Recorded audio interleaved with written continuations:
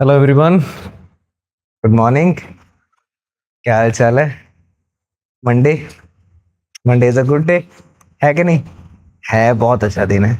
आइए आइए आइए, ये भी बताएंगे कि मंडे बहुत अच्छा दिन होता है। तो आज के साइंस एंड टेक के करंट अफेयर्स, इसमें आपका फेवरेट टॉपिक भी इंक्लूड होगा जो कि बायोलॉजी है। Then some news related to AI और सैटेलाइट से रिलेटेड इंफॉर्मेशन है, राइट? तो उसके अराउंड जो प्रीलिम्स के क्वेश्चंस बन सकते हैं, कैसे बन सकते हैं, उन सबको भी समझने की कोशिश करते हैं। So let's start with the first one. The first topic that we have: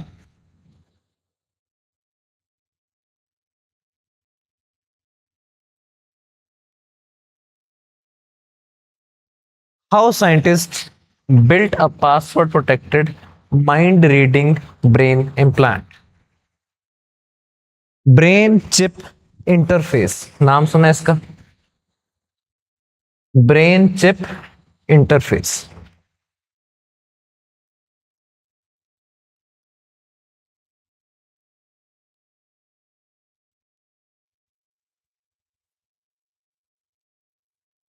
हाँ जी, ब्रेन चिप इंटरफेस, किसने नाम सुना है? क्या है?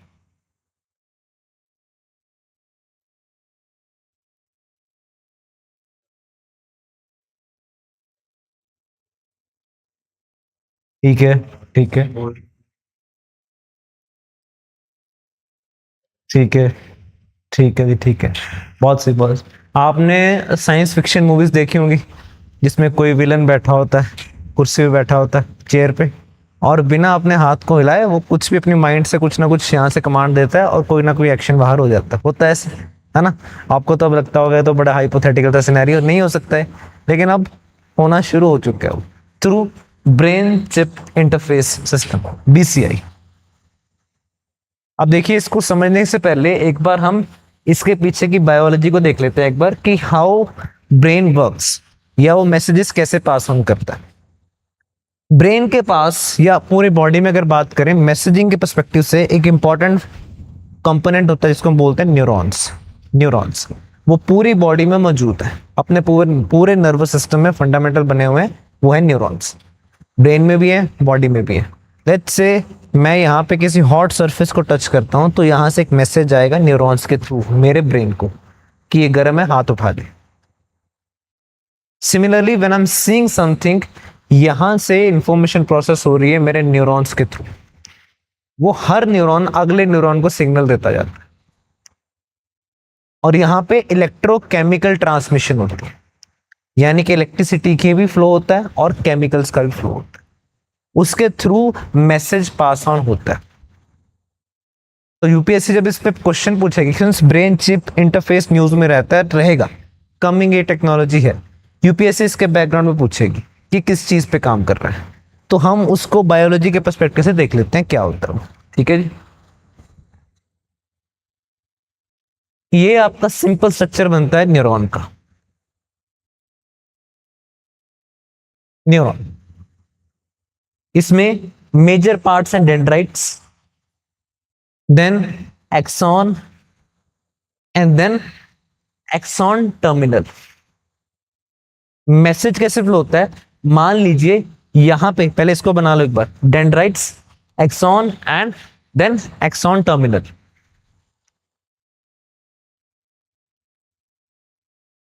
मैसेज फ्लो होता है through electrons, through electrons. Minor सी इलेक्ट्रिसिटी प्रोड्यूस होगी जब मैसेज से यहां से जाना शुरू होगा, बहुत कम, माइन्यूट लेवल पे। डेंड्राइट से शुरू होगा, then cell body, then axon, and then finally axon terminal की तरफ जाएगा, इलेक्ट्रिक करंट की फॉर्म। ये पूरी बॉडी में चल रहा है अपने। उसके बाद ये बन गया, बन गया, राइट? कलर नहीं करने बैठना, बस बनाना है रफ। कुछ ऐसे आपके न्यूरॉन्स अरेंज हैं, एक न्यूरॉन ये, फिर दूसरा, फिर तीसरा, फिर चौथा, फिर पांचवा, छठा, ऐसे बहुत सारे न्यूरॉन्स हैं। तो एक न्यूरॉन से जब मैसेज ने दूसरे में जाना है तो वो यहां से जाएगा, यानी कि इसके जो एक्सॉन टर्मिनल है, यही है ना एक्सॉन टर्मिनल, वो मैसेज कन्वे करेंगे नेक्स्ट न्यूरॉन के डेंड्राइट्स को। और बीच में एक गैप है जिसको हम बोलते हैं synapse gap. Synapse gap, gap है बीच में, गैप है, ऐसे हैं वो, कुछ कुछ ज्वाइंट भी हैं लेकिन मेजरली यू विल सी ऐसे हैं, गैप है, उसको बोलते हैं हम सिनेप्स गैप। तो यहां से क्या होता है, फिर एक्सॉन टर्मिनल से कुछ केमिकल्स रिलीज किए जाते हैं इंफॉर्मेशन देने के लिए अगले वाले को, उनको हम बोलते हैं न्यूरोट्रांसमीटर्स। न्यूरोट्रांसमीटर्स, वो न्यूरोट्रांसमीटर अगले वाले को इंफॉर्मेशन कन्वे कर देंगे, फिर यहां से इलेक्ट्रिसिटी फ्लो होना शुरू हो जाएगी, यानी कि इलेक्ट्रिक करंट बेसिकली। उसके बाद सेम प्रोसेस आगे आगे आगे चलता रहेगा। ये बेसिक कंसेप्ट है जिसके थ्रू कोई भी मैसेज फ्लो कर रहा है from body to brain and brain to body. Right है जी। अब अगर लेट्स से कहीं पे इलेक्ट्रिसिटी प्रोड्यूस प्रोड्यूस तो नहीं बोल रहा, फ्लो कर रही है, फ्लो कर रही है, क्या उसको डिटेक्ट किया जा सकता है? अगर कहीं पे केमिकल्स रिलीज हो रहे हैं तो क्या उसको डिटेक्ट किया जा सकता है? किया जा सकता है। तो इसीलिए फिर यहां पे चिप्स आना शुरू, वो चिप्स इस इलेक्ट्रॉन्स की मूवमेंट को डिटेक्ट करेंगी, इस केमिकल्स के रिलीज को डिटेक्ट कर लेंगी। हाँ जी। इलेक्ट्रिसिटी कैसे फ्लो होती है? इलेक्ट्रिसिटी तो एक फिनोमिना है, फ्लो तो इलेक्ट्रॉन्स ही होते हैं। अगर आप इस लाइट को देख पा रहे हो तो यहां पे जो वायरिंग है उसमें इलेक्ट्रॉन्स फ्लो कर रहे हैं बच्चे, वो चार्ज कैरियर्स है बस। लेकिन यहां पे जो इलेक्ट्रिक करंट आपको देखने को मिलेगा बहुत माइन्यूट स्केल पे दिखने वाला है, लेकिन यहां पे इलेक्ट्रॉन्स फ्लो हो रहे हैं, ये बात है। डन है जी। इसी मूवमेंट ऑफ इलेक्ट्रॉन्स को और इसी रिलीज ऑफ केमिकल्स को आपकी चिप्स जो होती हैं वो डिटेक्ट करना शुरू करते हैं। और अब आता है यहां पे रोल एआई का। डिटेक्ट तो कर लिया, अब उसको इंटरप्रेट भी करना है। अब ब्रेन ने over the period of time evolution के थ्रू ये कमांड सीख ली है, ये अपने अपने आप में उसने सीख लिया है कि मैं अगर ये सिग्नल दूंगा तो हाथ कुछ ऐसे मूव करना शुरू करेगा, मैं अगर शोल्डर को लिफ्ट करने का सिग्नल दूंगा तो ये शोल्डर लिफ्ट हो जाएगा। ये कमांड्स हैं ब्रेन की, इन्हीं कमांड्स को इंटरप्रेट करना शुरू किया ह्यूमंस। अब मान लो कोई किसी को पैरालिसिस हुआ पड़ा है, ब्रेन उसका काम कर रहा है, लेकिन पैरालिसिस में क्या होता है कि कुछ आपके नर्व सेल्स हैं वो डैमेज हो जाते हैं, तो जो सिग्नल फ्लो होना था, सिग्नल फ्लो होना था वो फ्लो नहीं हो पाता आगे, बियॉन्ड दैट पॉइंट जा नहीं पाता आगे, तो इसलिए वो मूवमेंट पॉसिबल नहीं हो पाती। तो अब सोचो जैसे सर बोल रहे थे कि एक चिप लगा दी आपने, एक चिप लगा दी है, ब्रेन कमांड दे रहा है कि इसको उठाना है फोन को यहां से, मे बी शोल्डर लिफ्ट नहीं हो रहा, मे बी एक कंप्यूटर के साथ उसको लिंक किया जाएगा, जो कंप्यूटर यहां से आने वाले सिग्नल को इंटरप्रेट कर रहा है, और वो सिग्नल इंटरप्रेट करेगा कि इस फोन को उठाओ, मेरा फोन उठ जाएगा, again through a robotic arm या कोई भी किसी चीज। तो अब यहां पे रोल आ जाता है फिर ब्रेन चिप इंटरफेस का, यानी कि आपने ब्रेन को एक कंप्यूटर के साथ जोड़ दिया है, वो कंप्यूटर अब आपकी ब्रेन की कमांड्स को इंटरप्रेट कर रहा है। आप क्या कहना चाह रहे हो, क्या करना चाह रहे हो? हालांकि अभी ये नेसेंट स्टेज पे है, लेकिन आगे आने वाले टाइम में ये आएगा ही आएगा। इसमें एलॉन मस्क का एक स्टार्टअप आ जाता है न्यूरालिंक, सुना उसके बारे में? न्यूरालिंक बहुत खतरनाक थी। इट्स लाइक कि आपने, ह्यूमंस ने अपनी सहूलत के लिए कि यार सारा दिन पंखा नहीं झेलना पड़ेगा, ऐसे कर करके आपने पंखा बना दिया ऑटोमेटिक, है ना? आपने लेट्स से हाई एंड गाड़ियां बना ली कि if I have to travel 45 kilometres I can do it very easily, rather than going on a घुड़सवारी, डूइंग अ घुड़सवारी, और पैदल यात्रा करने से बजाय आराम से आएंगे। अब आप बोल रहे हो कि यार मेरे को ना वो ऑन भी ना करना पड़े, मेरे को मैं सिर्फ सोच लूं हो जाए। वो गाना नहीं आता मैं इश्क लिखूं तुझे हो जाए, तो वो सिस्टम चलता जा रहा है यहाँ पे, और ये होने वाला है क्योंकि ह्यूमंस आलसी हैं। वो सोचना चाहते हैं, बस हो जाएगा काम। है ना फैसिनेटिंग चीज। आपका फेवरेट सब्जेक्ट है बायोलॉजी, देखो। और यहाँ पे अब इसको मल्टीप्लाई करेगा, टेक्नोलॉजी को एक मल्टीप्लाइंग फैक्टर के तौर पे आने वाला है एआई। एआई उन कमांड्स को बहुत अच्छे से इंटरप्रेट कर रहा है, सीख रहा है, नए मॉडल डेवलप कर रहा है। और ये पूरा जो पहले आज से 10 साल पहले मेरे को लगता था कि यार ये तो 20-25 साल में आने वाली चीज है, अब मेरे को लगता है यार अगले 5 साल में आने वाली चीज है। अगले 5 साल बाद मैं ऐसे देखूंगा पंखा बंद। हाँ आज भी हो जाता है, लेकिन आज लाइट चली जाती है, उसकी वजह से होता है, मेरे सोचने की वजह से नहीं होता। ब्रेन चिप इंटरफेस, और इस पे क्वेश्चन यहां पे आएगा इसके बैकग्राउंड में। क्लियर है जी? राइट। अब हम अपनी न्यूज को देख लेते हैं। न्यूज क्या बोल रही है हमारी? पूरी न्यूज बोल रही है कि scientist built a password protected mind reading brain implant. यानी कि अब देखो, सिंस एआई बड़ी नेसेंट स्टेज पे ही है, अभी आपको लग रहा है कि बहुत ज्यादा हो रहा है, लेकिन अभी भी नेसेंट स्टेज पे ही है, तो वो कुछ कमांड्स को ना गलत इंटरप्रेट कर लेती है। तो अब यहाँ पे प्राइवेसी का कंसर्न भी आ जाता है। एक तो गलत कई बार इंटरप्रेट कर लेती है, 100% एक्यूरेट भी नहीं है, लेकिन प्राइवेसी का भी इशू आ जाता है। सिंपल सी बात, अगर मान लो यार आपके घर पे कोई लेट्स से मेहमान आए और आपको पसंद नहीं है, तो पहली दिमाग में चीज कुछ तो आएगी, है ना? अब मान लो आपने अपने ब्रेन के साथ एक कंप्यूटर को अटैच किया हुआ है, वो क्या कर रहा है, आपकी स्पीच को ना, या आपके ब्रेन के सिग्नल को स्पीच की फॉर्म में कन्वर्ट कर रहा है, आपके स्पीच की फॉर्म में कन्वर्ट कर रहा है, वो डिस्प्ले होना शुरू हो जाएगा मैसेज। अब आपके घर पे आए रिश्तेदार, आपने बोल तो दिया नमस्ते, लेकिन अंदर कुछ और बोल रहे थे, है ना? तो मानो कि वो डिस्प्ले होना शुरू हो जाए यहाँ पे, तो वो क्या अगली बार आपके घर पे आएंगे? पहले तो आपका कंप्यूटर तोड़ के जाएंगे वो, ठीक है? तो यहाँ पे एक पासवर्ड प्रोटेक्टेड बना दिया कि जब तक आप अपने ब्रेन में एक पासवर्ड नहीं सोचोगे ना, ये ऑन नहीं होगा। एक और लेयर लगा दिया उसके आगे, प्राइवेसी का कंसर्न भी हटा दिया। ये तभी चलेगा, तभी आपकी जो ये स्क्रीन है तब चलने वाली है जब तक आप एक पासवर्ड नहीं सोचोगे। अब नेक्स्ट जनरेशन जो है, एक इशू आया करेगा कि आपने थिंकिंग को कंट्रोल करके रखना है, ऐसे नहीं कि पासवर्ड सोच लिया वो ऑन हो गया। तो क्रेजी थिंग्स कर रहे हैं भाई हम दुनिया में, ठीक है? इसीलिए मंडे का दिन शुभ होता है, ताकि आपको ऐसी ऐसी चीजें सीखने को मिलती है। और रियल मनी भी यहीं पे एक्चुअल में, मतलब हम लोग सब लोग जो तैयारी कर रहे हैं वो रॉट लर्निंग बेस्ड तैयारी है। सही बताऊं, हम जिस फील्ड में, बहुत ऑब्सोल्यूट फील्ड है, बहुत ऑब्सोल्यूट फील्ड है। दुनिया में अगर सच में पैसा है इस आज के टाइम पे, राइट, वो इन सब चीजों में है। क्योंकि अभी यहाँ पे लोग आए नहीं है, जब तक आए नहीं है तब तक आप ना एक मोनोपोलिस्टिक बिहेवियर देखोगे कंपनीज का, and they do make money, they do make a lot of money. तो हमारा जो स्टार्टअप कल्चर भी होना चाहिए ना, सोचना भी चाहिए। Piyush Goyal was right in saying this कि हमारे यहाँ पे जो स्टार्टअप्स है ना, वो ये जो रिटेल होलसेल वाली मेंटेलिटी से बाहर नहीं निकल रहे। दुकान वाली बात है कि ब्लिंकेट करा दो, ये करा दो, वो करा दो, भाई ये सब चीजें करनी है, ये करनी है।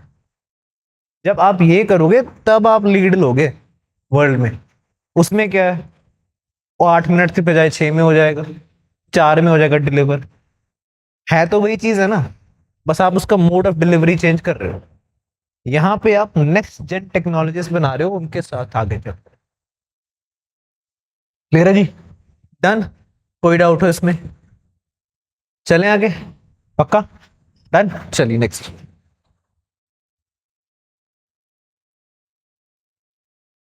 Next news, Perplexity's 34.5 billion Chrome bid.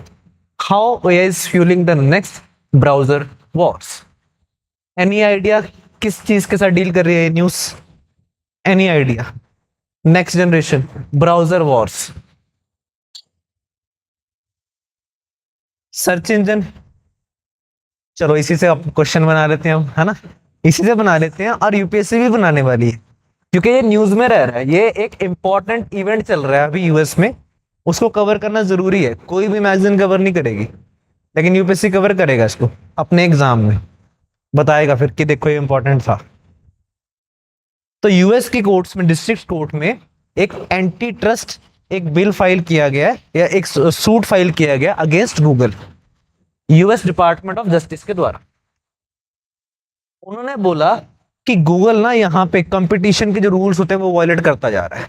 उसने अपने आप को एक बहुत बड़ी मोनोपोली बना के रख लिया, दूसरे स्टार्टअप्स को, दूसरे बिजनेसेस को वो थ्राइव ही नहीं करने दे रहा। ये सूट चल रहा है और वो कन्विक्ट भी हो चुका है, गूगल कन्विक्ट हो चुका है। अब देखा आगे जो हियरिंग चल रही है इस टाइम पे, इस महीने भी चलती रहेंगी, उसमें यह है कि अब रेमेडीज क्या लेनी है उसमें।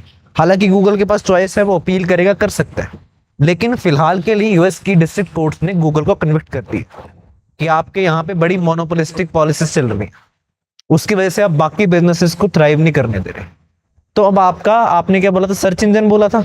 एग्जैक्टली मेरे को लगता है कि जब यूपीएससी क्वेश्चन पूछेगा प्रीलिम्स में, वो सबसे पहले तो आपको यही पूछेगा कि सर्च इंजन क्या होता है, ब्राउजर क्या होता है। फिर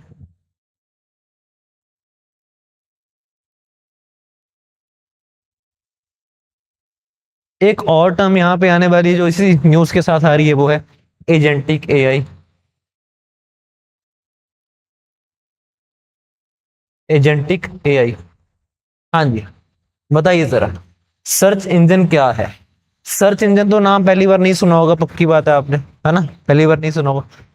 और ब्राउजर भी आपने नहीं सुना होगा, नहीं सुना होगा, सुना है। मैं वही पूछ रहा हूँ, पहली बार तो नहीं सुना, मैं वही पूछ रहा हूँ, है ना। तो सर्च इंजन और ब्राउजर में क्या फर्क है, पहली बात, अगर फर्क है तो बताओ, अगर नहीं है तभी बोल दे सेम ही है, तो क्या फर्क है। ओके। हम्म।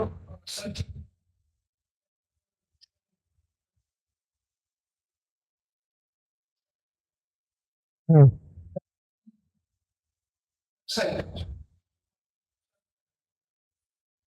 ओके, थोड़ा और अच्छे से, क्रोम क्या है। हाँ जी, क्रोम क्या है, क्रोम क्या है, सफारी क्या है।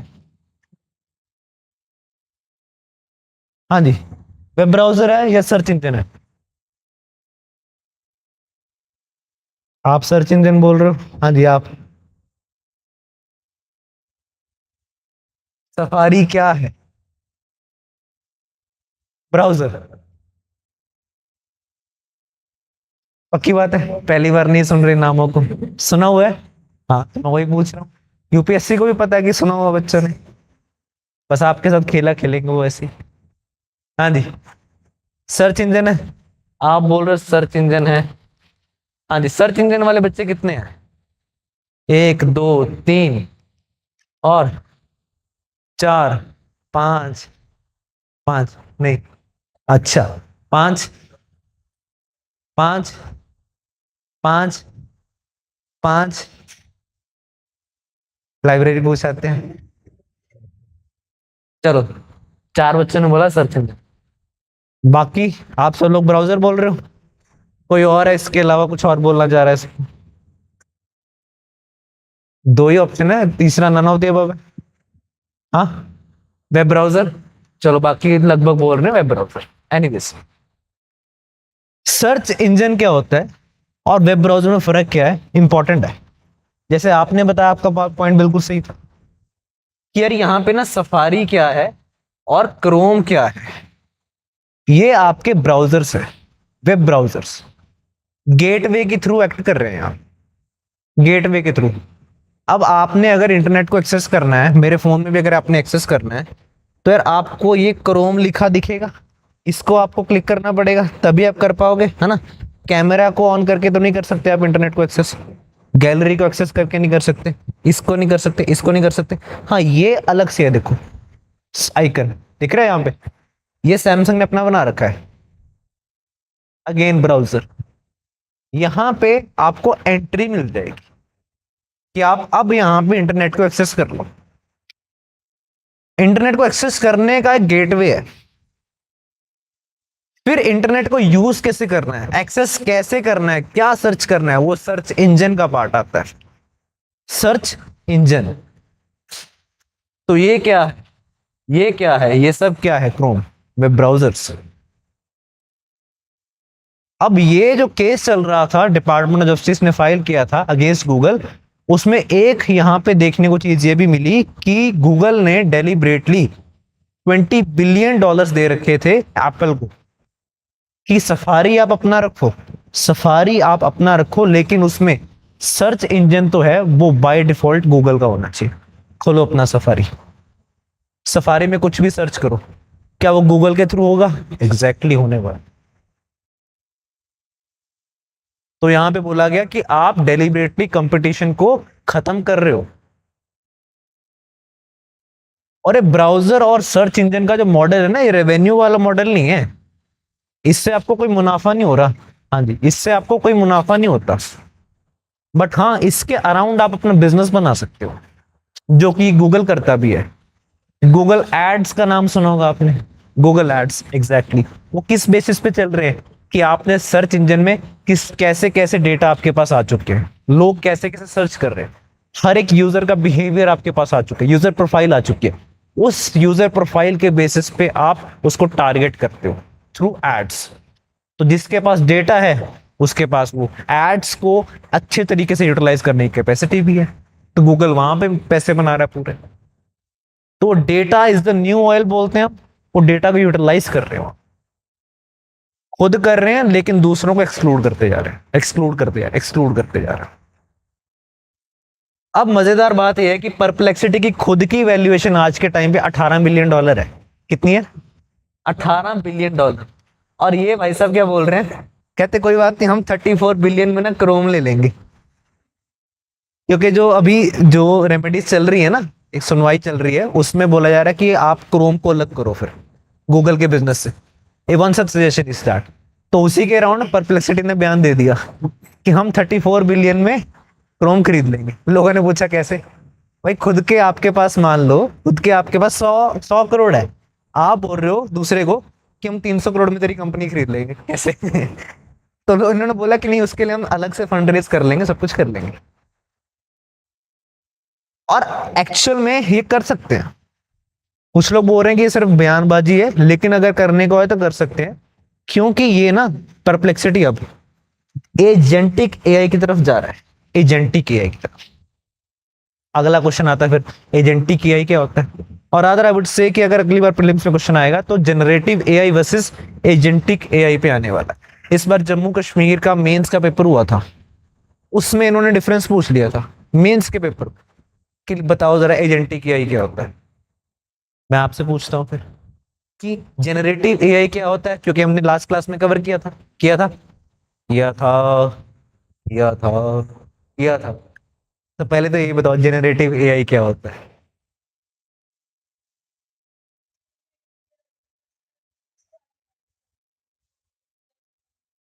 क्या नहीं करता? एजेंट?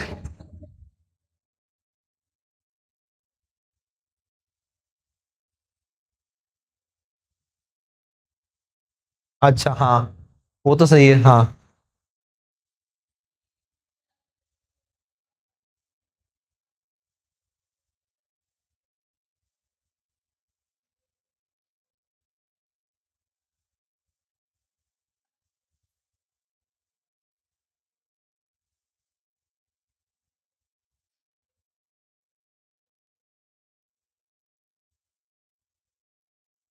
नहीं, आप दो चीजों को कंफ्यूज कर रहे हो। वो तो आपका, जब मैं बता रहा था सीपीयू और जीपीयू वाली बात कर रहे हो आप, कि जीपीयू के केस में पैरेलल प्रोसेसिंग होती है, याद है मैंने ये बोला था, ये बोला था। जनरेटिव एआई के केस में मैंने ये बोला, जनरेटिव एआई कि वो जनरेट कर रहा है, वो टेक्स्ट से इमेज बना सकता है। अगर मैं उसको इमेज कैप्चर करके दूंगा तो उसके कॉरस्पॉन्डिंग मुझे टेक्स्ट बना के दे सकता है, जनरेटिव एआई। तो आज के टाइम पे जो आपके फोन में, चाहे वो परप्लेक्सिटी है, चाहे वो लेट्स से चैट जीपीटी है, वो जनरेटिव एआई है, जनरेटिव एआई, जनरेट कर सकते हैं कंटेंट।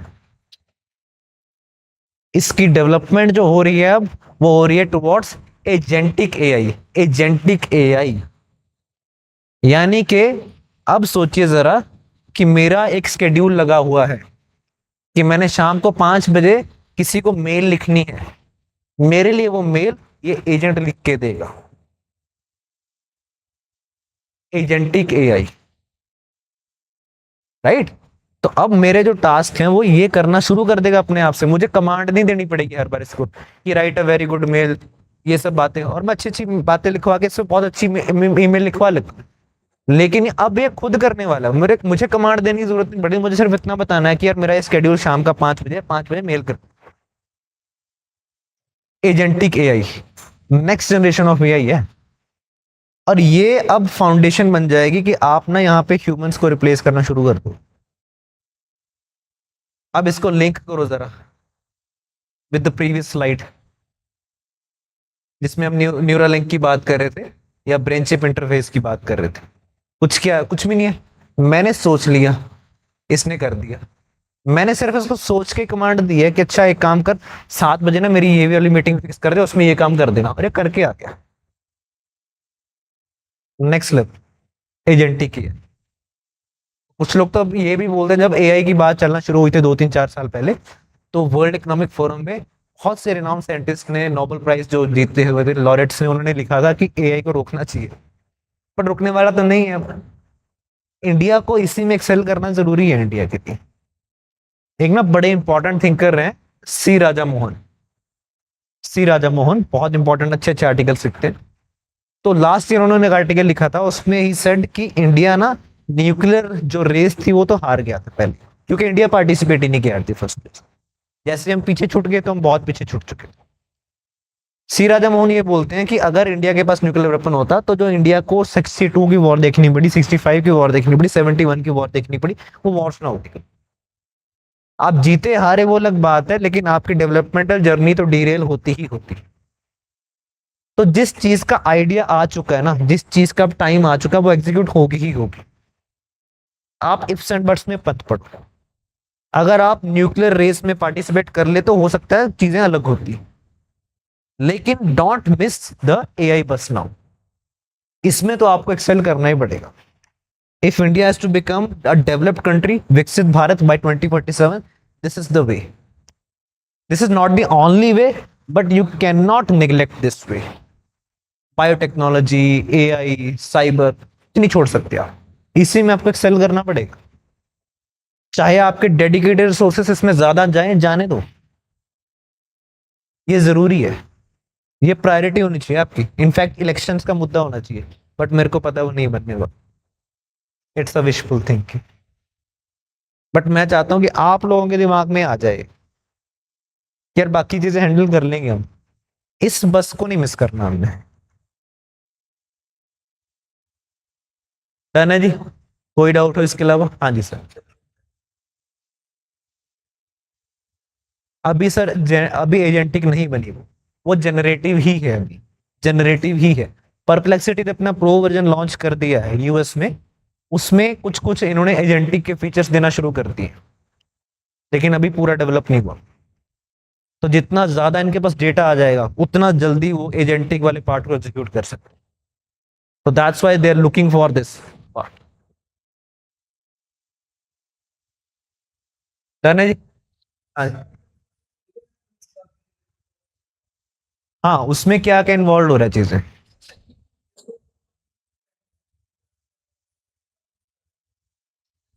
अब देखो उसमें अब लिमिटेशन है फिर उसकी। चैट जीपीटी में अगर मैं यूज कर रहा हूँ, जबकि एप्पल ने खुद बताया अपनी सेल्स में कि सॉरी अपने मैट्रिक्स में, कि हमारे यहाँ पे जो सफारी के थ्रू सर्चेज है वो कम होना शुरू हुई है। ठीक है, क्योंकि आप यहाँ पे रिलाई करो ज्यादा, परप्लेक्सिटी पे, चैट जीपीटी पे रिलाई करो। बट उसकी भी लिमिटेशन है। ब्राउजर मेरे को एक ही टाइम में 100 ऐसी साइट्स दे सकता है, और मैं अपने अकॉर्डिंग उनको सर्व कर सकता हूँ। लेकिन जो अभी मेरे को ये जीपीटी मॉडल्स नहीं दे पा रहे, ये मुझे इंफॉर्मेशन प्रोसेस करके दे रहे हैं, लेकिन अभी भी वो जो चीज मैं ब्राउजर से कर सकता हूँ वो इनसे नहीं कर सकता। तो अब इनका भी वही है फंडा है कि हाँ, अब किसी तरीके से ना उस गैप को हम फिल करें, किसी तरीके से उस गैप को फिल करें। मे बी आपको 100 रिजल्ट देने की जरूरत नहीं है, मे बी सिर्फ आपको 20 रिजल्ट देने की जरूरत है। तो उसमें दे विल डू दैट। तो उसी के लिए मांग रहे हैं इतना डेटा चाहिए इनको। हम्म।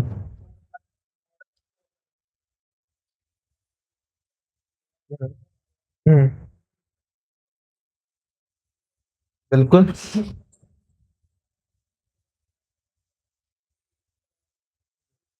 हम्म हम्म हम्म हम्म हम्म हम्म। तो ये तो बहुत, अब ये एक इसमें एथिक्स का मसला आ जाता है। ग्रॉक ने क्या किया in one of it search, इसने अडोल्फ हिटलर को मतलब थोड़ा पॉजिटिव वे में बता दिया, तो वो दिक्कत कर गया फिर। एंड वो दिक्कत है ही है कि आप किस डेटा के साथ एआई को ट्रेन कर रहे हो। तो इसीलिए इंडिया के केस में हमने भारत जन एआई की बात की थी, लास्ट लास्ट क्लास में ही की थी। भारत जन एआई की बात की कि हम इंडिया स्पेसिफिक चीजों पे एआई के मॉडल को ट्रेन करना चाहते हैं, इंडिया स्पेसिफिक रिस्पॉन्स दे। जैसे इंडिया मानता है कि Jammu Kashmir, the whole Jammu Kashmir is integral part of a territory. China का कोई मॉडल होगा, वो बोलेगा कि नहीं, स्काई चीन वाला पार्ट तो हमारा है। इवेंचुअली हमारी बात तो हमारा ही यही करेगा ना। तो आप देखोगे कि अगर हम अपनी एआई की बात खुद से नहीं करवाएंगे, तो बाकी के जो मॉडल्स हैं वो बायस होने ही वाले। वो बायस होंगे इंडिया के कल्चर के खिलाफ, वो बायस होंगे इंडिया की पॉलिटिकल स्ट्रक्चर के खिलाफ, and number of things society के खिलाफ। तो इसलिए हमें खुद की जरूरत पड़ना शुरू हो गई थी, जिसको हम भारत जैन एआई के थ्रू कर, है ना जी। भारत जैन एआई पे मैं उम्मीद करता हूँ कि मेंस में क्वेश्चन आने वाला, कि कैसे आप उसको यूज कर सकते हैं। और इन सब बातों पे जो आपको यहाँ पे बता रहा हूँ, प्रीलिम्स में क्वेश्चन पर पूछे जा सकते इन टर्म्स पे एग्जैक्टली exactly. क्योंकि ब्राउजर वॉर सब न्यूज में आ चुका है, तो आपको पता होना चाहिए ब्राउजर क्या होता है, सर्च इंजन क्या होता है। As simple as that. Generative AI क्या है, एजेंटिक एआई क्या है, सब बात। डन है जी। कोई डाउट हो? कोई डाउट? चले आगे। चलिए। An eye on CO2 from space could soon shut, why this matters. अब ये न्यूज आई है यूएसए से, नासा से। नासा की दो ऑब्जर्वेटरीज थी जो ऑर्बिट करती हैं और वो कार्बन को ऑब्जर्व करती हैं, यानी कि कार्बन डाइऑक्साइड को ऑब्जर्व करती हैं। प्रीलिम्स में एक स्टेटमेंट आ सकती है आपके लिए। प्रीलिम्स में स्टेटमेंट आ सकती है कि satellites can measure the level of carbon dioxide in the atmosphere, true और false. Satellites can measure the amount of atmosphere, sorry, the amount of carbon dioxide in the atmosphere, true or false? Those are saying true, raise your hands. Those are saying false, raise your hands. True वाले, 1 2 3 4 5 6 7 8। True. आप? True और false? Question क्या था मेरा?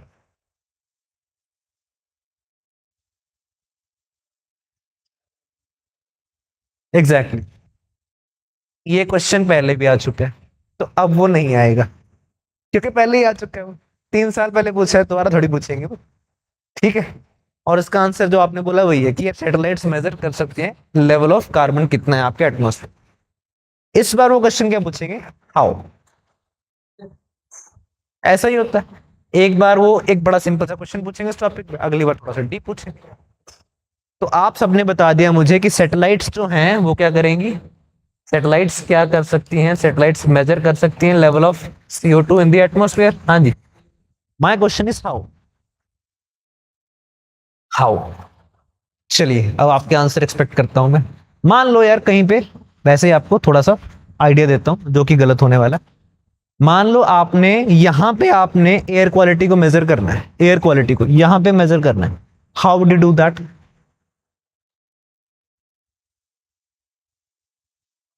हाँ हाँ हाँ। कैसे कैसे मेजर करोगे? सांस लेके? नहीं। हाँ, कुछ तो होता होगा, क्या होता है? अरे सेंसर्स के थ्रू मेजर करते हो, यही पूछ रहा हूँ मैं, पक्की बात है। सेंसर्स के थ्रू मेजर कर सकते हो, कर सकते हो, ठीक है। अगर आपने ग्राउंड पे मेजर करना है तो आप सेंसर्स के थ्रू मेजर कर रहे हो एट।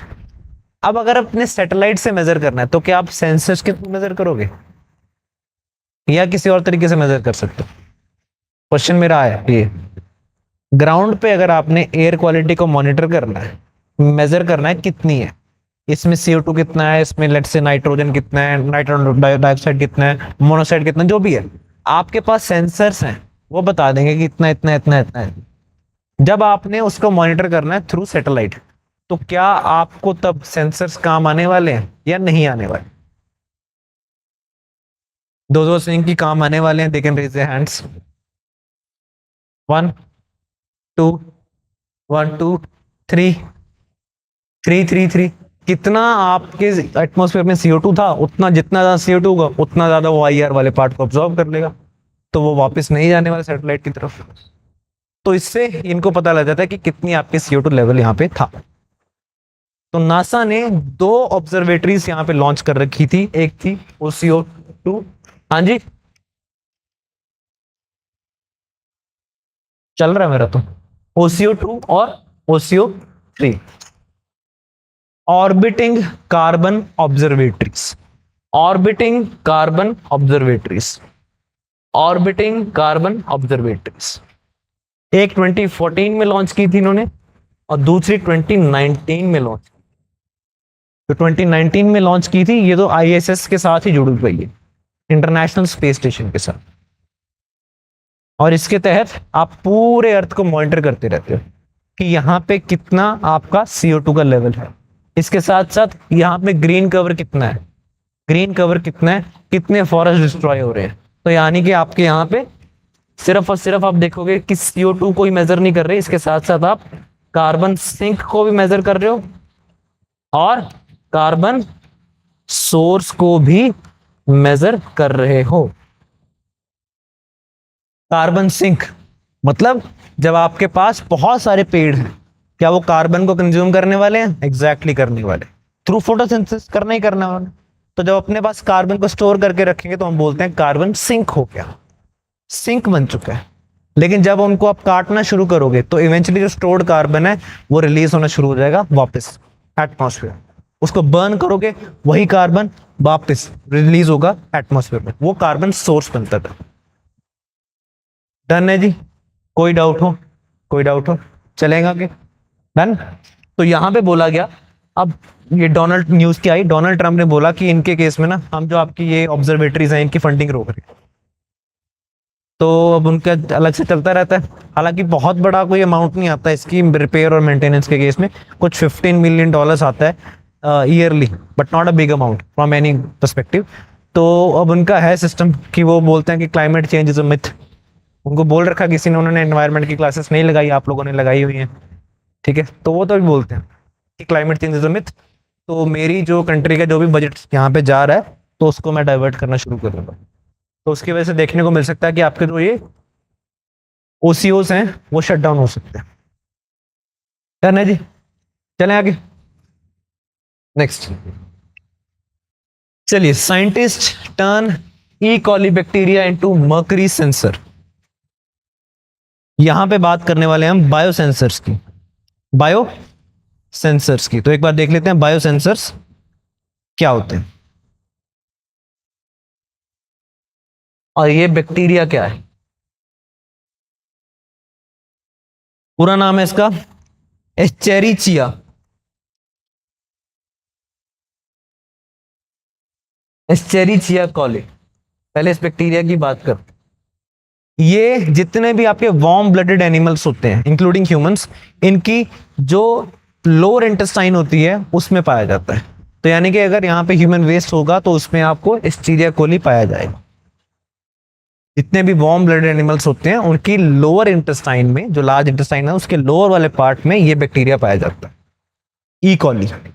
पूरा नाम है एस्चेरिचिया कॉली। अब इसमें साइंटिस्ट ने कुछ जेनेटिक इंजीनियरिंग करने के बाद इसको एक बायोसेंसर के तौर पे बना दिया है, बायोसेंसर। अब आपसे क्वेश्चन पूछा जा सकता है बायोसेंसर क्या होता है? हाँ जी, एनी वेग आइडिया कि बायोसेंसर्स क्या होते हैं? बायोसेंसर्स क्या होते हैं? बायोसेंसर्स क्या लगता है क्या होंगे?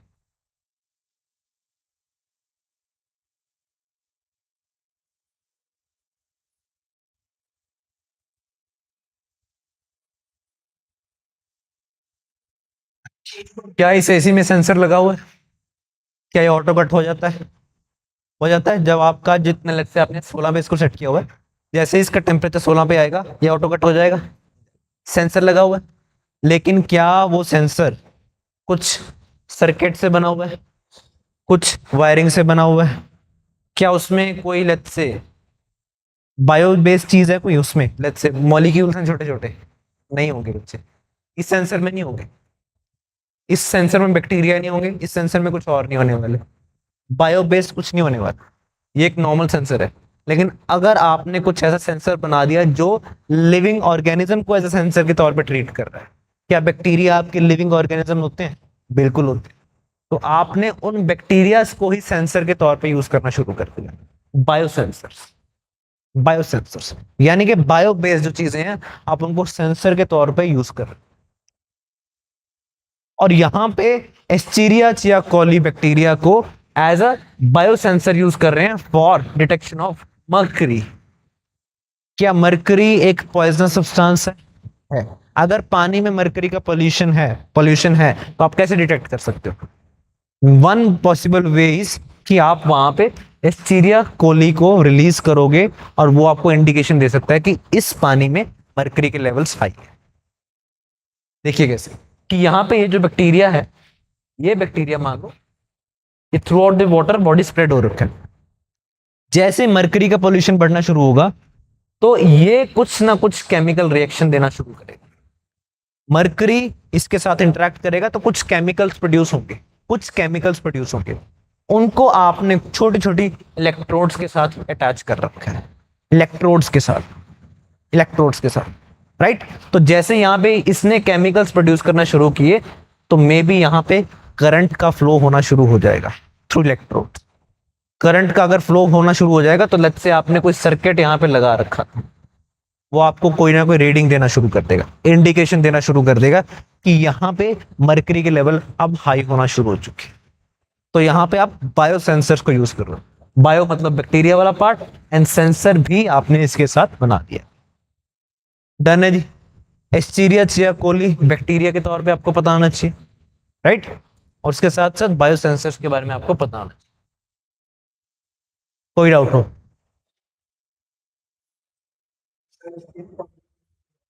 हम्म। इसके फायदे नुकसान? ये ज्यादा चीप नहीं हो जाएगा? हो जाएगा सर, हो जाएगा। आपको हर जगह पे लेट्स से आपको टाइम एंड टाइम आपको मॉनिटरिंग स्टेशन नहीं लगाने पड़ेंगे कि इतने स्ट्रेच के बाद एक मॉनिटरिंग स्टेशन लगा दिया, इतने स्ट्रेच के बाद एक मॉनिटरिंग स्टेशन लगा दिया, वो सब चीजें बच जाएंगी आपको। और ई कोली आपका बैक्टीरिया वैसे भी आना ही आना वहां पे, ये तो पानी में मौजूद होगा ही होगा। डन है जी। ठीक। तो आज हमने क्या क्या चीजें कवर कर ली? हमने बात की आज वेब ब्राउजर क्या होता है, और आपका सर्च इंजन क्या होता है, जनरेटिव एआई क्या होता है, और एजेंटिक एआई क्या होता है। फिर हमने आपके ब्रेन चिप इंटरफेस की भी बात कर दी। उसको समझने से पहले हमने ब्रेन के जो आपके मैसेजिंग वाला पार्ट है उसको भी देख लिया हमने, और इवेंचुअली हमने बायोसेंसर्स को भी कंक्लूड कर लिया, और एक सैटेलाइट वाला पार्ट भी हमारा कवर हो चुका। तो इनसे जो मुझे लगता है कि प्रीलिम्स में क्वेश्चन बन सकते थे मैंने बना दिया। तो दो एमसीक्यू, आज शायद मेरी स्लाइड वो रह गई है, दूसरी वाली भेज दी मैंने यहाँ पे। तो दो प्रीलिम्स के एमसीक्यू बनते हैं। तो पहला एमसीक्यू तो मैं आपसे यही पूछने वाला हूँ,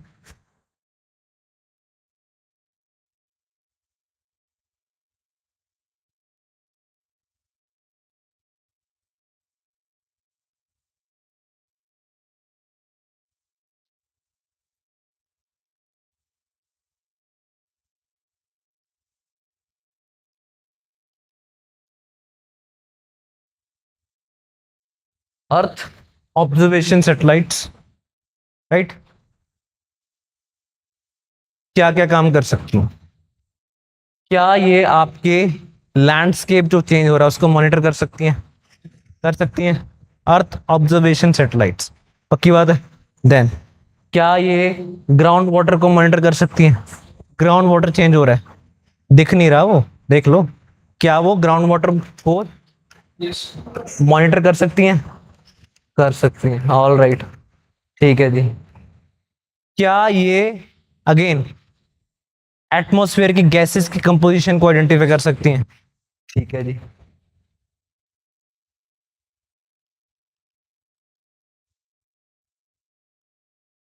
क्या ये अर्थ के आउटर कोर में क्या चल रहा है उसको आइडेंटिफाई कर सकती हैं? अर्थ का आउटर कोर कैसा है? अर्थ का आउटर कोर कैसा है? लिक्विड है, राइट? उसमें कुछ हलचल चल रही है, may be let's say deep down the earth core mantle की बाउंड्री पे you have this mantle plume thing जो हॉटस्पॉट बन रहा है। क्या उसको मॉनिटर कर सकती है, मेंटल प्लूम वाले पार्ट को? फोर्थ स्टेटमेंट है, बताइए कर सकती है कि नहीं कर सकती? डीप डाउन द अर्थ, क्या उस पार्ट को मॉनिटर या ऑब्जर्व कर सकती हैं? हाँ जी, ये तो मैंने बहुत सही से आसान आसान बताए थे, इस पे आओ जरा, कर सकते हैं कि नहीं कर सकते?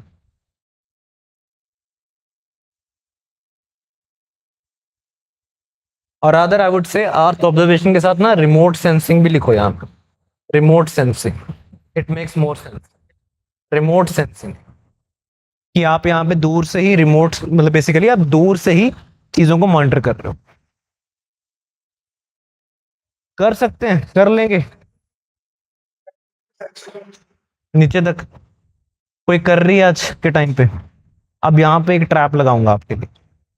आज से 3-4 साल पहले what UPSC do used to do is कि वो ना साइंस के क्वेश्चन ऐसे देती थी, पॉसिबिलिटी बेस्ड, पॉसिबिलिटी बेस्ड देती थी।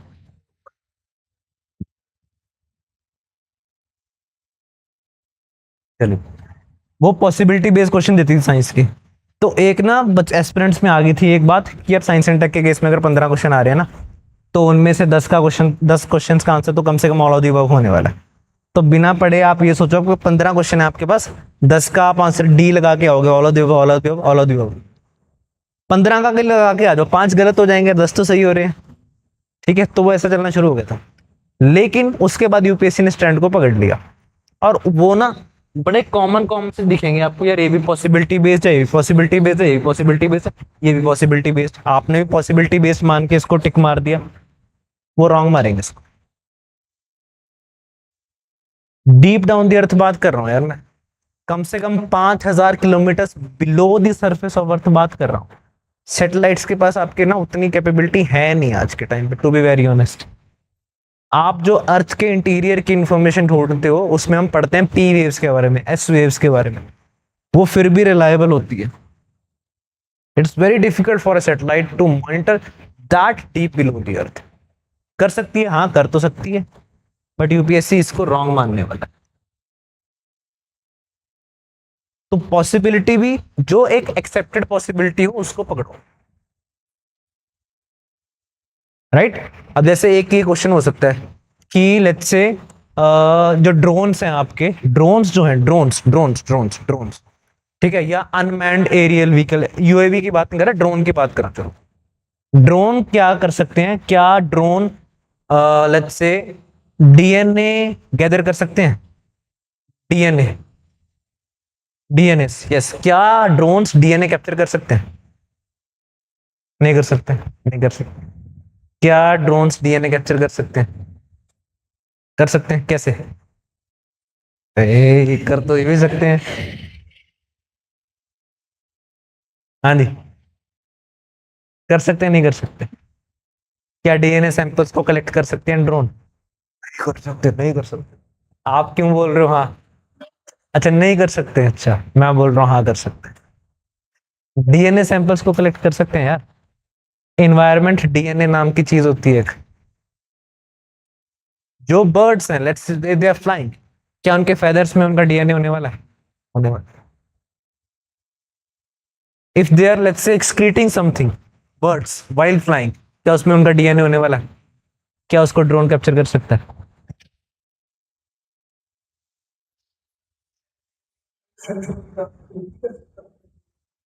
इसके पास, अगर उसके पास तो है ना, वो तो आप डेमोन्स्ट्रेट कर रहे हो ना, वो तो आप डेमोन्स्ट्रेट कर रहे हो, ये आप डेमोन्स्ट्रेट नहीं कर पा रहे अभी इफेक्टिवली। समझो इस बात को।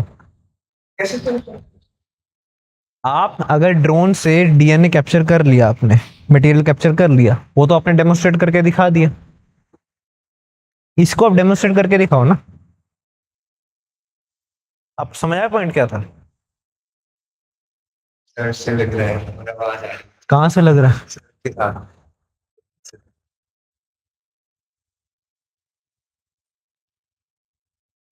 इन्वेस्ट करेंगे। डन। तो अब तो सेशन भी खत्म होने वाला हो गया यार।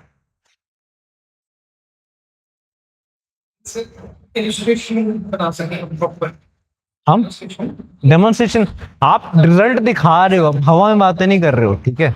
पॉसिबिलिटी है लेकिन अभी बड़ी रिमोट पॉसिबिलिटी है यार, ठीक है। अब ऐसे साइंस का क्वेश्चन आ सकता है कि ह्यूमंस लेट्स से सूरज पे जा सकते हैं। अब आप बोलोगे यार ये तो बड़ा उठपटांग सा क्वेश्चन आ गया। अब कोई बंदा तो उठ के बोल सकता है जाने को जा सकते हैं भाई, लेकिन रिमोट है यार, बहुत रिमोट है, फिजिबल नहीं है वो भी, ठीक है। तो अभी इसकी फिजिबिलिटी नहीं आई आपके पास, तो इसीलिए मैंने आपको दिखाया यहाँ पे क्वेश्चन बना के। ग्राउंड वाटर तो आपका, आप सोचो कि आपकी जो फर्स्ट लेयर आ रही है ना उसी में आ रहा है वो, लेट्स से अगेन बहुत ज्यादा खींचूंगा भी उस बात को, तो आपका जो ग्राउंड वाटर वाला पार्ट है ना वो 1 किलोमीटर से नीचे नहीं जाने वाला, 1 किलोमीटर से नीचे नहीं जाने वाला, इस 1 किलोमीटर। और 2, 2.5, 3 किलोमीटर की जब मैं बात कर रहा हूँ, डीप ड्रिलिंग की बात कर रहा हूँ, तो उसके नीचे तो आपको ऑयल एंड गैस भी नहीं मिलने वाला। तो यहां तक आप मॉनिटर कर सकते हो, बट आप इस आर्ग्यूमेंट को लेके जाओ कि 56,000 below the surface of the earth, that's too much, that is too much.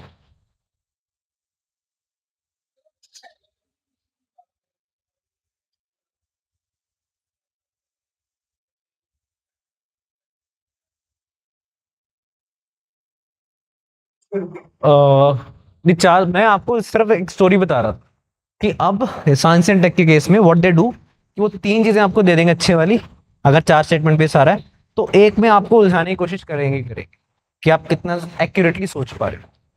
ये इनकी थिंकिंग बनना शुरू हो गई, ज्योग्राफी में भी आई थी इस बार या इससे पिछली बार। वन स्टेटमेंट वॉज कि नो वाटर एंटर्स रेड सी, नो वाटर एंटर्स रेड सी थ्रू रिवर्स। बड़ी एक्सट्रीम स्टेटमेंट है कि रेड सी के केस में बिल्कुल कोई भी पानी नहीं है जो रिवर्स के थ्रू एंटर कर रहा है। रेड सी कहां पे है? रेड सी कहां पे है? कहां पे रेड सी? साउथ अमेरिका बोल दिया आपने, आपने बोल दिया अफ्रीका के ऊपर, अफ्रीका के बगल में right hand side, right. Africa और अरेबियन पेनिनसुला के बीच में एक वाटर बॉडी है रेड सी, बहुत इंपॉर्टेंट है, उसको पढ़ा करो क्योंकि उसी के ऊपर आ जाएगा इसराइल। हालांकि इसराइल डायरेक्टली रेड सी के साथ कनेक्टेड नहीं है, इसराइल कनेक्टेड है थ्रू गल्फ ऑफ अकाबा।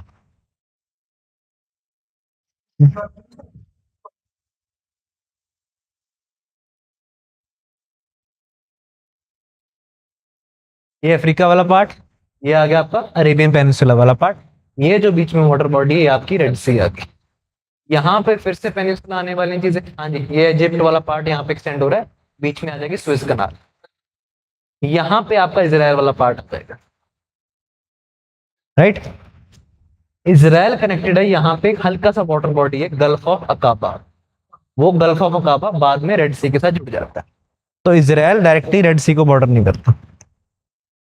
तो क्वेश्चन क्या आया था कि रेड सी में कोई भी पानी थ्रू रिवर्स ड्रेन ही नहीं होता, कोई भी पानी, बिल्कुल भी कोई पानी रेड सी के थ्रू ड्रेन ही नहीं होता। यार लॉजिकली ना, अगर मान लो यार यहाँ पे बरसात होगी तो क्या यहाँ पे पानी एंटर नहीं करने वाला है? यहाँ पे करेगा ना, करेगा। अगर चलो होगी, मैं मानो डेजर्ट एरिया है लेकिन हो तो सकती है, अगर हो जाएगी तो पानी सारा ग्राउंड में थोड़ी चला जाएगा, कुछ यहाँ पे भी तो जा सकता है, एग्जैक्टली जा सकता है। लेकिन यूपीएससी ने इसको बोला इनकरेक्ट, मतलब इस अपनी स्टेटमेंट को करेक्ट बोल दिया कि हाँ यार कोई पानी नहीं जाएगा। बहुत एक्सट्रीम स्टेटमेंट थी वो। It's up to UPSC to decide कि क्या करना क्या नहीं करना, राइट। डन, चल जाएगा काम अपना, ठीक है। तो एक मेंस बेस्ड क्वेश्चन लिख लो फटाफट। Examine examine the potential of brain chip brain chip interface technology। Examine the, पूरा क्वेश्चन क्या बोला मैंने? Examine the potential of brain chip interface technology and also and also discuss and also discuss the key challenges and also discuss the key challenges lying ahead and also discuss the key challenges lying ahead. Done है जी? ठीक है, I want you guys to write this answer. So कोई doubt हो गया आज की class का? हाँ जी. हाँ जी. 12 वेव्स? ये कौन सी वेव्स हो गई? ये होती ही नहीं. क्या होती है? डीप डाउन द सरफेस की बात करें.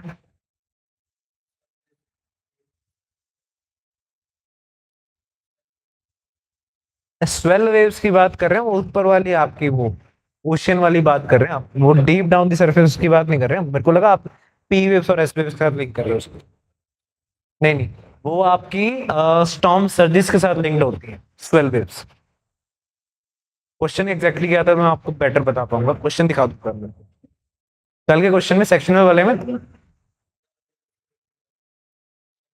सेक्शनल क्वेश्चन, सेक्शनल टेस्ट था उसमें पूछ रहा हूँ. हाँ जी, कोई और डाउट हो जी?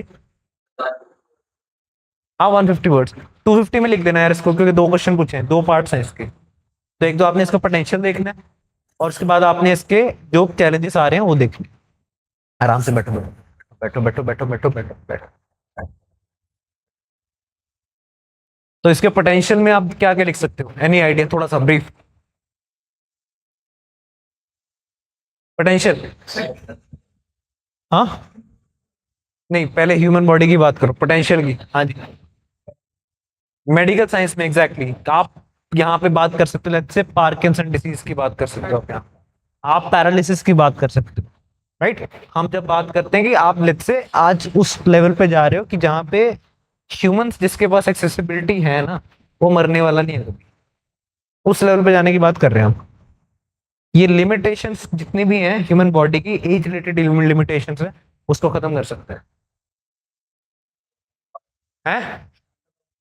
स्टीफन हॉकिंग, एग्जैक्टली, बहुत सही बोला आपने. बहुत अच्छे साइंटिस्ट रहे हैं वो अपने टाइम पे, फिजिसिस्ट रहे हैं स्टीफन हॉकिंग. तो वो भी पैरालाइज थे, but he was brain was working like anything.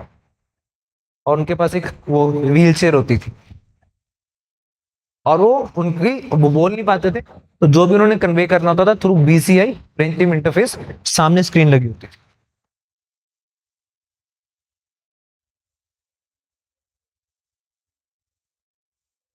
Monitor कर सकते हैं एग्जैक्टली.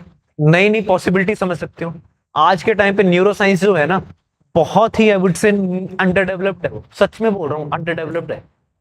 एक बार अगर किसी को, सबसे कॉम्प्लेक्स आपका ऑर्गन है ना वो ब्रेन है, सबसे कॉम्प्लेक्स. उसमें अगर किसी को दिक्कत आ गई, दिस वेरी लिटिल जो डॉक्टर्स कर सकते हैं. सच में बहुत कॉम्प्लेक्स है वो अपने आप. उसको बेटर अंडरस्टैंड कर सकते. दैट्स इट, बिल्कुल सही बात है. आप कल को आर्टिफिशियल ब्रेन बना सकते हो. आर्टिफिशियल ब्रेन बना सकते हो इसको स्टडी कर कर. तो मेरा ब्रेन का मॉडल एक और वहां पे पड़ा होगा. जब ये खराब हो गया उठा के लगा ले.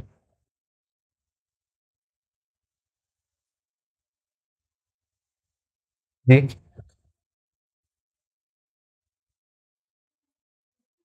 उसकी बॉडी की मूवमेंट नहीं हो पाएगी. उसकी बॉडी की मूवमेंट ना बहुत चीजों में डिपेंड करती है कि क्या ब्रेन उस मसल को सिग्नल दे पा रहा है, नहीं दे पा रहा. अगर लेट्स से इतना पार्ट जो था जहां पे ब्लड इकट्ठा हो गया बिकॉज ऑफ दैट स्ट्रोक और हेमरेज एनीथिंग, वो एक बार ना खत्म हो चुका है, उसको आप जनरेट नहीं कर पा रहे अभी. अब बाद में उसको भी करना शुरू कर दोगे तो दैट्स अ डिफरेंट थिंग, लेकिन अभी के लिए नहीं कर पा रहे. तो अभी के लिए जो सिग्नल ने फ्लो करना था यहाँ पे वो कर नहीं पा रहा. तो ये शोल्डर लिफ्ट नहीं होगा. अगर ये शोल्डर लिफ्ट नहीं हो रहा, यहाँ से ब्रेन तो कमांड दे रहा है कि उठ जा उठ जा उठ जा, लेकिन उठ नहीं पा रहा है. तो maybe do that work with some robotic arm. एक रोबोट की आर्म ही लगा दी, चलो यहाँ पे रोबोटिक आर्म लगा दी फिलहाल के लिए. उसको कनेक्ट कर दिया इसके साथ, ब्रेन के साथ. ये खुद से नहीं चल पा रहा, लेकिन वो इसको लिफ्ट करा दी. ये हो सकता है. और चैलेंजेस क्या हो सकते हैं फटाफट? प्रीवियसली, बिल्कुल सही बात है. रिश्तेदारों में कुछ भी बोल सकते हो. Ethical issues, ethical issues, ethical issues भाई. ये जो आपकी डिवाइड वाला पार्ट है ना, बहुत ज्यादा बढ़ा देगा उसको. जिसके पास हंड्रेड्स ऑफ करोड़ हैं वो अफोर्ड कर सकता है इसको. जिसके पास नहीं है, नहीं कर सकता है. आपकी इनइक्वालिटी को और ज्यादा बढ़ा देगा, राइट। फिर हम एवोल्यूशन की भी बात कर सकते हैं, जो सबसे सेंट्रल पार्ट है, कि ह्यूमंस फिर ह्यूमंस नहीं रहेंगे। जो नेचुरल लाइफ ने हमें दे रखा है एक पार्ट, कि एवरेज ह्यूमन की जो एज है वो लेट्स से 60 70 80 जो भी बनता है, उसको आप आर्टिफिशियली बाईपास कर रहे हो। उसके कॉरस्पॉन्डिंग चैलेंजेस कितने आने वाले हैं, मेंटल हेल्थ इश्यूज कितने आने वाले हैं।